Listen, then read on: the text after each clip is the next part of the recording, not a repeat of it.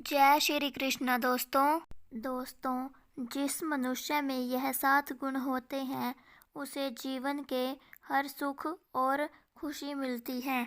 आइए जानते हैं इस छोटी सी कहानी के माध्यम से कौन से हैं वो 7 गुण। दोस्तों, एक गांव में एक महान विद्वान संत अपने शिष्यों के संग पधारे। उनके पास एक तोता भी था। वह तोता भी बहुत ज्ञानी था।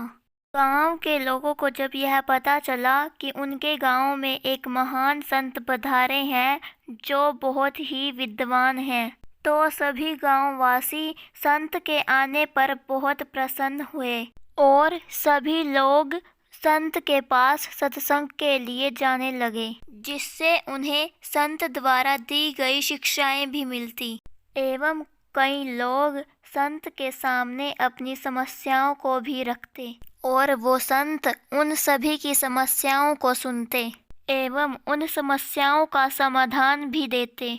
जो उस संत के पास तोता था वह भी एक शिष्य के भांति था। वह साधु संतों के संग रहकर विद्वानी और गुणवान हो गया था। एक बार वृद्ध संत एवं गुरु पास के सरोवर में स्नान करने चले गए। तभी उस गांव के मुखिया वहां पर आए जहां वह संत रुके थे। मुखिया की भी कुछ समस्याएं थी जिसके समाधान के लिए मुखिया वहां पर आए थे।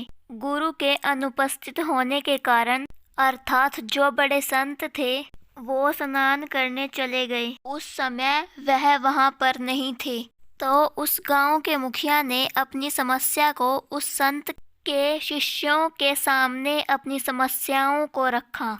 तो उस तोते ने गांव के मुखिया को जो बातें बताई वह मनुष्य के लिए बहुत उपयोगी हैं।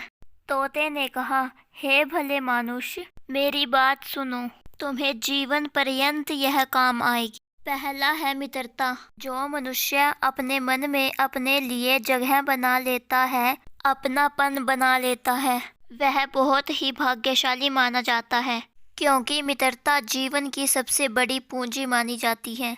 दूसरा है नीति। मनुष्य के जीवन में कुछ न कुछ नियम होने ही चाहिए।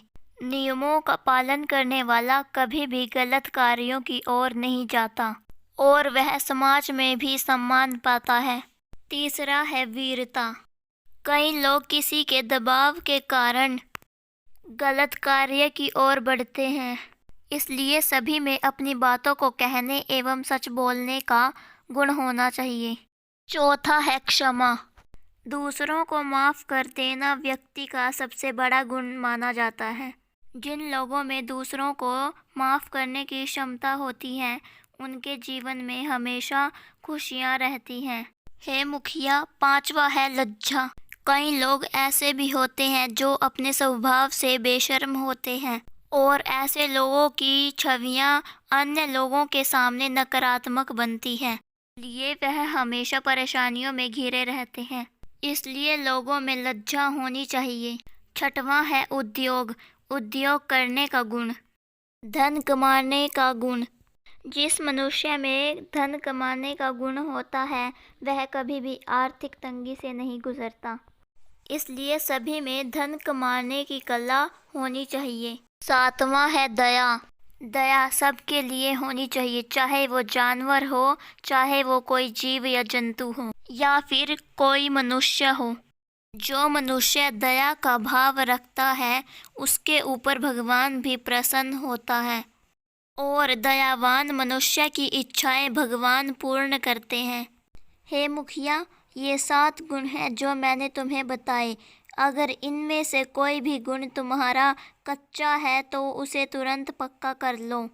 तुम्हारे जीवन की सभी समस्याएं एवं सभी परेशानियां समाप्त हो जाएंगी। वहां पर आए हुए सभी लोग तोते की बातें सुनकर तोते को आश्चर्य से देख रहे थे। सभी ने यह सोचा कि जब यह तोता इतना ज्ञानी है तो गुरु तो विद्वान श्रेष्ठ होंगे। इसलिए सभी गांववासियों ने उस संत को अपना गुरु बना लिया।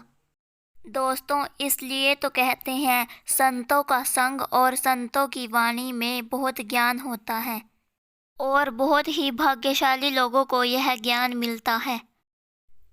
दोस्तों, इस कहानी से हमें यह सीख मिलती है कि हमारे अंदर ये सभी गुण होने चाहिए, तभी हम जीवन में सुखी रहेंगे।